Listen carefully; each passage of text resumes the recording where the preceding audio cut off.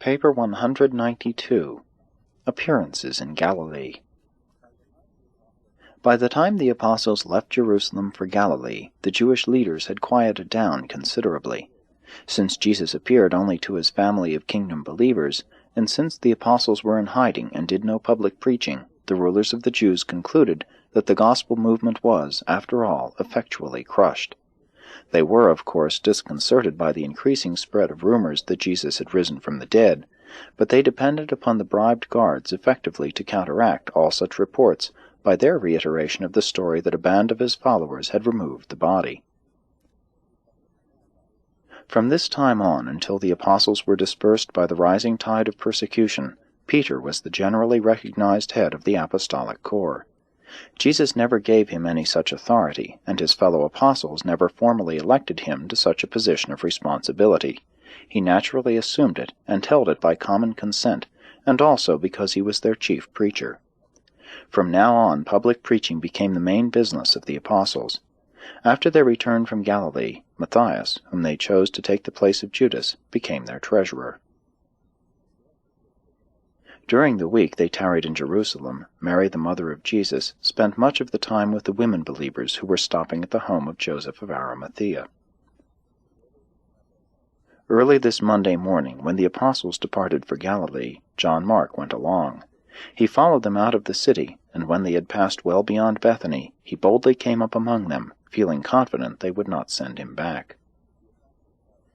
The apostles paused several times on the way to Galilee to tell the story of their risen Master, and therefore did not arrive at Bethsaida until very late on Wednesday night. It was noontime on Thursday before they were all awake and ready to partake of breakfast. 1. Appearance by the lake. About 6 o'clock Friday morning, April 21, the Morantia Master made his 13th appearance, the first in Galilee, to the 10 apostles as their boat drew near the shore, close to the usual landing place at Bethsaida. After the apostles had spent the afternoon and early evening of Thursday in waiting at the Zebedee home, Simon Peter suggested that they go fishing. When Peter proposed the fishing trip, all of the apostles decided to go along.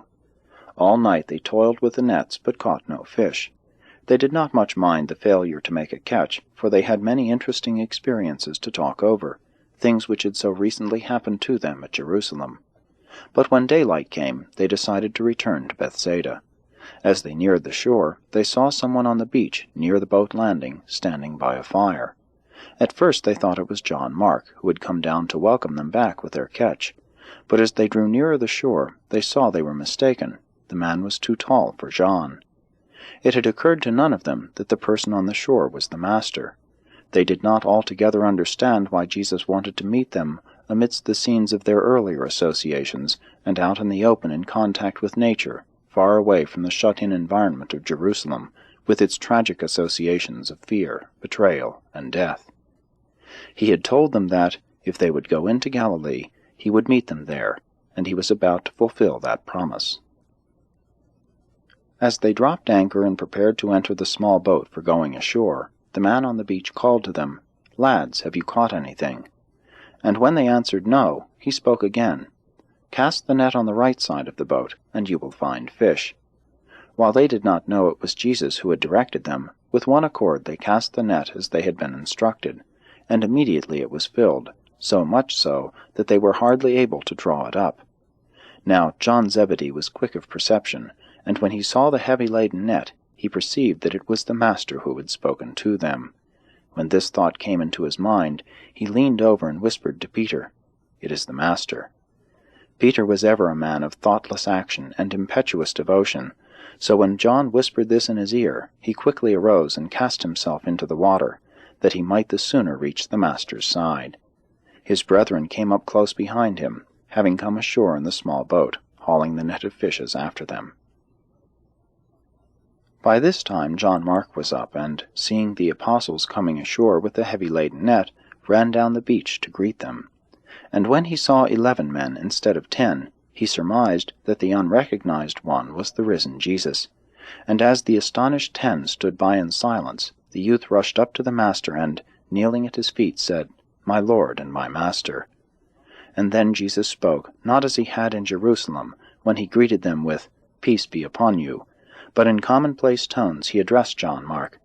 "Well, John, I am glad to see you again, and in carefree Galilee, where we can have a good visit. Stay with us, John, and have breakfast." As Jesus talked with the young man, the 10 were so astonished and surprised that they neglected to haul the net of fish in upon the beach. Now spoke Jesus, "Bring in your fish, and prepare some for breakfast. Already we have the fire and much bread." While John Mark had paid homage to the Master, Peter had for a moment been shocked at the sight of the coals of fire glowing there on the beach. The scene reminded him so vividly of the midnight fire of charcoal in the courtyard of Annas, where he had disowned the Master, but he shook himself and, kneeling at the Master's feet, exclaimed, "My Lord and my Master." Peter then joined his comrades as they hauled in the net. When they had landed their catch, they counted the fish, and there were 153 large ones. And again was the mistake made of calling this another miraculous catch of fish. There was no miracle connected with this episode. It was merely an exercise of the Master's pre-knowledge. He knew the fish were there, and accordingly directed the apostles where to cast the net. Jesus spoke to them, saying, "Come now, all of you, to breakfast. Even the twins should sit down while I visit with you. John Mark will dress the fish." John Mark brought 7 good-sized fish, which the Master put on the fire, and when they were cooked, the lads served them to the 10. Then Jesus broke the bread and handed it to John, who in turn served it to the hungry apostles. When they had all been served, Jesus bade John Mark sit down, while he himself served the fish and the bread to the lad.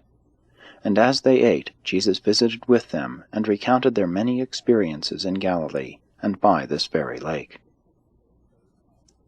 This was the 3rd time Jesus had manifested himself to the apostles as a group. When Jesus first addressed them, asking if they had any fish, they did not suspect who he was, because it was a common experience for these fishermen on the Sea of Galilee, when they came ashore, to be thus accosted by the fish merchants of Tarichea, who were usually on hand to buy the fresh catches for the drying establishments. Jesus visited with the 10 apostles and John Mark for more than an hour, and then he walked up and down the beach, talking with them 2 and 2. But not the same couples he had first sent out together to teach. All 11 of the apostles had come down from Jerusalem together, but Simon Zelotes grew more and more despondent as they drew near Galilee, so that, when they reached Bethsaida, he forsook his brethren and returned to his home. Before taking leave of them this morning, Jesus directed that 2 of the apostles should volunteer to go to Simon Zelotes and bring him back that very day, and Peter and Andrew did so. 2. Visiting with the apostles 2 and 2. When they had finished breakfast, and while the others sat by the fire, Jesus beckoned to Peter and to John that they should come with him for a stroll on the beach. As they walked along, Jesus said to John, "John, do you love me?" And when John answered, "Yes, Master, with all my heart," the Master said, "Then, John, give up your intolerance and learn to love men as I have loved you. Devote your life to proving that love is the greatest thing in the world. It is the love of God that impels men to seek salvation. Love is the ancestor of all spiritual goodness, the essence of the true and the beautiful." Jesus then turned toward Peter and asked, "Peter, do you love me?" Peter answered, "Lord, you know I love you with all my soul." Then said Jesus, "If you love me, Peter, feed my lambs. Do not neglect to minister to the weak, the poor, and the young. Preach the gospel without fear or favor. Remember always that God is no respecter of persons. Serve your fellow men even as I have served you. Forgive your fellow mortals even as I have forgiven you. Let experience teach you the value of meditation and the power of intelligent reflection."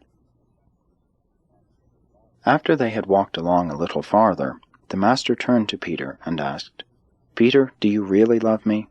And then said Simon, "Yes, Lord, you know that I love you." And again said Jesus, "Then take good care of my sheep. Be a good and a true shepherd to the flock. Betray not their confidence in you. Be not taken by surprise at the enemy's hand. Be on guard at all times. Watch and pray." When they had